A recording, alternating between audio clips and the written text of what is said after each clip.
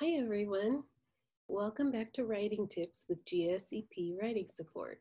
My name is Julie Stigmeyer, and today we're going to talk about writing annotated bibliographies and literature reviews.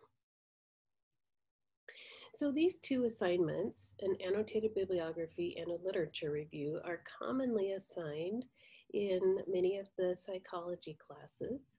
And so I thought I would cover the difference between them because they're often assigned within one class. So first, let's talk briefly about annotated bibliographies. An annotated bibliography is a type of assignment where you list out all of your sources alphabetically by the author's last name. And then you summarize each source to determine its helpfulness for your research. Here are some guidelines from the APA manual. So first of all, like I mentioned, your references will be in alphabetical order, the same way you would arrange them in a regular references page. Each annotation should be a new paragraph below its reference entry. Indent the entire annotation from the left margin, the same as you would a block quotation. And do not indent the first line of the annotation. So here's a sample from the APA manual, and I wanted to highlight a couple of things here. First of all, the name of this assignment, Annotated Bibliography, as you may guess, a bibliography is a list of references, okay? The annotated part of it is that you can see that word note in that term. And what that means is you're just making a note or you're summarizing what this source is all about. So that's the type of assignment this is just to show here's my source and then here's a note or a summary about it. And then many of your professors will also ask you to think about how helpful or how will it fit into your literature review or your research paper. As you can see in this sample, we have the name of the authors and the title, and this is from a chapter in a book. So we first have the reference, then down in the second part, it says this book chapter provides an overview of the psychosociological concept of work-life balance. So here is the notation, okay? Notice that this is in alphabetical order, so we start at the beginning of the alphabet with B. We also have a new paragraph with an annotation, and then, but no different indentation here. And then this goes on. Here's another screenshot from the second half of this page. You can see the next reference is Carlson. So that begins with letter C, so it's further down in the alphabet. And this is the journal entry example, and then here is the annotation. So annotated bibliographies can be helpful for gathering all your sources, and often then you can see at a quick glance when you're going back to do your research, which source would fit in what section of your paper. So it's a nice like starting point for your research to gather everything up. And then the next step often in these classes is to go on and write a literature review. So let's talk about this type of assignment. A literature review is a type of research paper, but it's often a new type of research paper for many Pepperdine students that I have found. It's a type of, it's a section from a scholarly academic paper. And so it's a little different if you haven't ever done original research. The review is organized around ideas or themes, not around the sources themselves. So with the annotated bibliography, you have source, summary, source, summary. So it's just by sources. With the literature review, you're thinking more holistically, looking at all of those sources and trying to put all those together in an analytical, synthesized way by organizing around themes. And like to reiterate here, it's not a list of your sources like an annotated bibliography. So here's an example of some unorganized information about the benefits of gratitude interventions. And this is a sample that I asked Rebecca Hines if I could draw from for this presentation. And she was glad to share that this is some of the research she found, all very recent, the different aspects of gratitude interventions that she discovered. Like I said, this is unorganized research, but this could be maybe like lines she might have pulled out of her annotated bibliography. What I did here is just bolded the topics. So you can see that the first one is about memory writing, increasing subjective well-being. The second one, it shows the timing that after 5 weeks so after finishing, after the gratitude interventions, the gratitude increased for 5 weeks.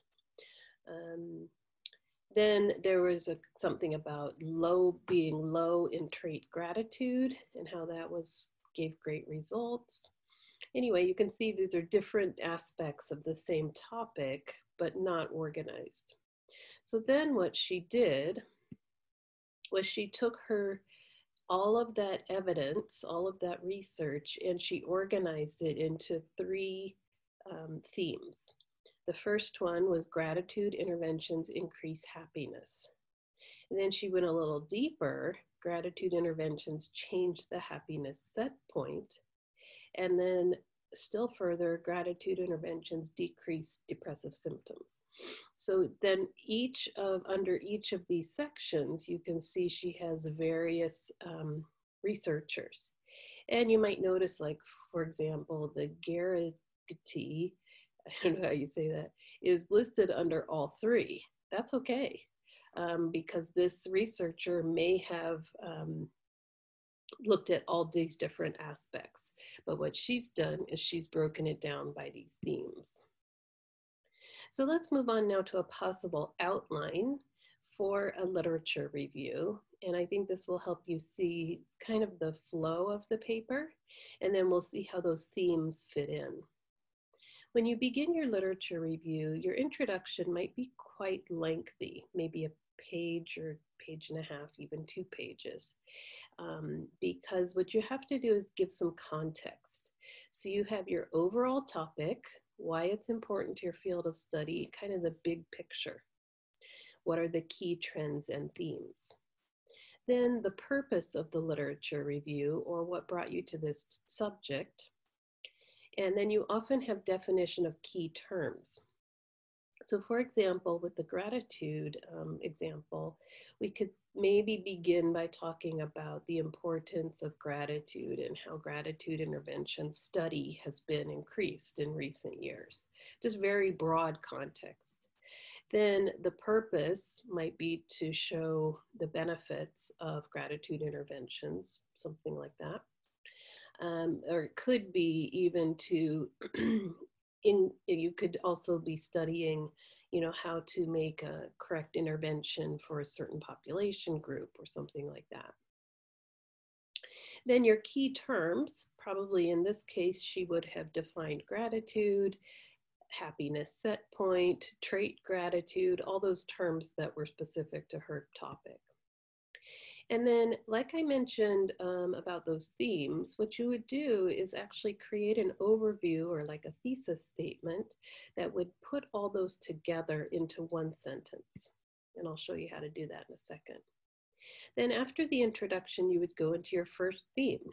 So this might be the increasing happiness from gratitude. This would be changing the set point of happiness. So that's theme B. And in these sections, you might introduce it briefly, then synthesize your studies. So what was all the research saying? Continue on with theme C. And you might have more, but for a 10 to 12 page paper, usually 3 themes is plenty. And then you would end your paper with 2 sections, a discussion and then your conclusion. The discussion is important because it's really a chance for you to evaluate the literature. And you might say, what is missing? what is strong in the literature, what were maybe some of the research variables, that kind of thing. And then you'd briefly conclude your literature review by stating your main points and kind of moving forward from there. So how do you begin? Well, first of all, it's important to identify a tentative topic and do your research. And as you are researching, you narrow or broaden your topic as you read and learn. Then you gather sources about your topic, kind of all happening at the same time. And then you're trying to isolate those key themes. When you start your writing, you would create an overview statement. And then I'm going to help you understand what a meal plan is. It's an acronym to help you develop and organize your paragraphs. And then you synthesize your findings by moving from theme to theme. So let's talk about the topic. This is often one of the more difficult parts of the assignment because you're trying to narrow or broaden your topic depending and making sure that you have enough research, but not too much. So for example, Lisa Strawn shared this with me and was willing to share it with everyone. As she was narrowing down her topic on her literature review, she started by talking about dyslexia, other reading difficulties, and the effects of intervention on children. So this was a lot of information, and she only had 10 pages to cover. So she found that this was actually too much, too broad for her topic for a 10-page paper. Then she narrowed it down, not just focusing on dyslexia, where you can see the first one, she was going to address dyslexia as well as other reading difficulties, and the effects of various interventions. Now she found that the effects of phonics-based intervention for children with dyslexia might be a little too narrow. She couldn't find enough research.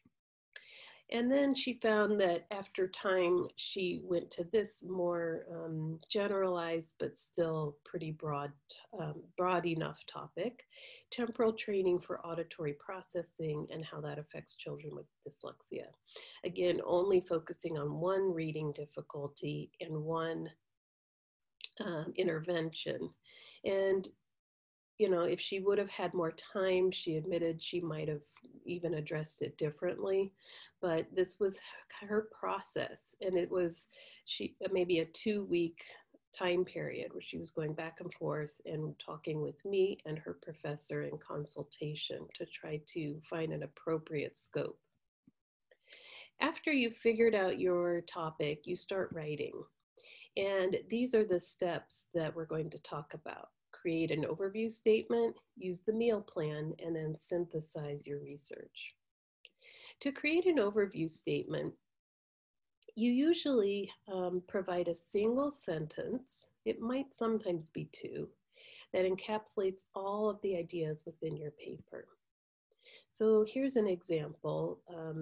Grief among Latino adolescents can effectively be treated with CBT, group therapy, and family therapy. And then the reader would expect that this would be divided, the paper would be divided into 3 parts. Treating Latino adolescent youth with these 3 treatments: CBT, group therapy, and family therapy. And then here is an example from the gratitude paper. Gratitude interventions increase happiness, decrease depressive symptoms, and require effective timing. So depending on how you break those themes down, it could be slightly different. And then we would use the meal plan to develop paragraphs. The meal plan is an acronym that Duke University created. And the idea here is just a way to set up the sentences in your paragraphs. So you would divide them by M, E, A, and L. This doesn't mean that you only have 4 sentences in your paragraphs, but that your information generally follows this outline. The M refers to the main idea. This is the topic sentence, the bigger picture idea of your topic for that paragraph. Then you include your research or evidence. Then your analysis. So you're explaining what this means for related to your claim.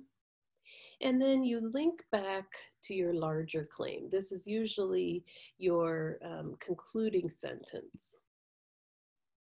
So here's an example of a really nicely researched paragraph, but it lacked the meal plan. So we'll see, it's just a different feel for in each example.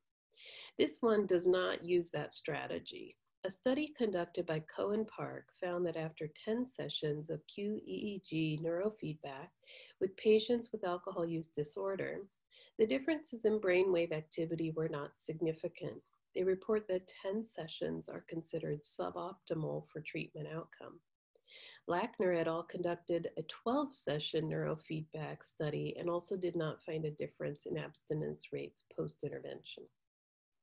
So that's before the structure or this strategy. Here's an example after.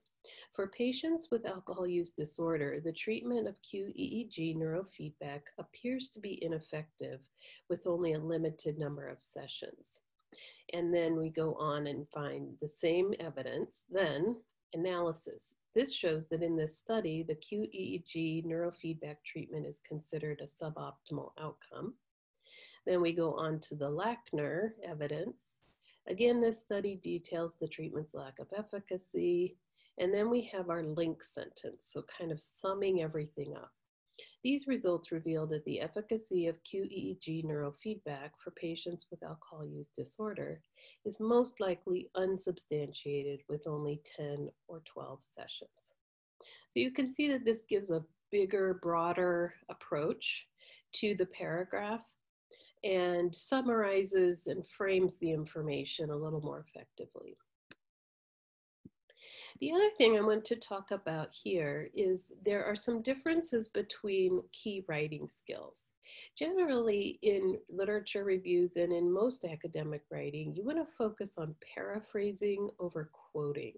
Quoting is using the exact words of the author, and paraphrasing is using your own words, but restating the author's idea. So typically, you want to focus on this second one. So quoting includes the exact words of the author with quotation marks and citing correctly, whereas paraphrasing uses different words and expresses the idea but still cites correctly. And usually you want to focus on that paraphrasing. These are two types of paraphrasing, summarizing and synthesizing. And what I mean by that is that you can do have a paraphrase where it's just one-to-one sentence. You have a sentence that you aren't quoting, instead you're putting into your own words. And that's kind of the typical definition of what we call a paraphrase. But if you think about it in a bigger picture, there are actually two other ways you can paraphrase. One is through summarizing, taking a big amount of information and making it smaller, or synthesizing, which is thinking of all of the information and putting it together into a cohesive whole. So here's the summarizing, giving a brief statement of the main points, and this is combining many ideas into a coherent whole. So with literature reviews, you're usually doing more of the synthesizing. You might also be doing the paraphrasing where it's one sentence to one sentence, but usually you're doing a little more of the synthesizing. Whereas with an annotated bibliography, you're focusing on summarizing. So let's look at this, and this is a sample looking at a definition of quality of life. And I want you to think about which is better synthesized. So if you think of pulling those ideas together better into a cohesive whole. In defining quality of life, it is important to understand the factors that contribute to the construct. First, when describing QOL, Bradlin et al. Define it as not being limited to the social, physical, and emotional functioning of the child and adolescent. This shows QOL can be defined as encompassing various factors. Similarly, Mulhern et al. Summarized QOL as a multifactorial construct that provides for performance within a developmental framework. The relevant QOL dimensions include A, physical functioning and comfort, B, psychological and social adjustment, and C, a person's satisfaction with self. Both of these researchers find similar definitions of QOL. So first of all, I want to point out a couple things with this paragraph. We have a nice opening sentence. That's our main idea, the M. And the last sentence is a pretty good link sentence summarizing everything. And then we have evidence within the body or the middle of the paragraph. So the structure of it is pretty good. Here's sample 2. In defining quality of life, it is important to understand the factors that contribute to the construct. First, several authors point out that physical functioning is vital to QOL. A secondary factor includes the social aspect of QOL. Third, emotional or psychological aspects of a person's QOL are essential. In addition, Mulhern et al. Point out the importance of a person's satisfaction with self as a final factor. These various aspects work together to define QOL. Okay, so in this example, I would suggest that if we look at sample 1, we have a few problems. Even though the structure of the paragraph is pretty good, we have 2 very long quotations. Well, not very long, but quite long. And this one is the Bradlin definition, and this one is the Mulhern definition. So this uses the skill of quoting pretty effectively, but in graduate level academic writing, you want to try to get away from quoting so much. And you want to also try to focus more on synthesizing with a literature review. So my suggestion is that this example is better synthesized because it pulls out these themes, physical, social, emotional aspects. And then this one didn't quite fit into one of those, so it's pulled out separately. That's fine. And then we have, so this is better synthesis. So there are these different skills that you use as a writer, and you kind of work to develop them as you're writing your literature review. So those are the things I wanted to share with you about literature reviews. Please do get in touch for writing support if you have any questions or concerns about your papers or you would like a reader to review them. In the meantime, happy writing.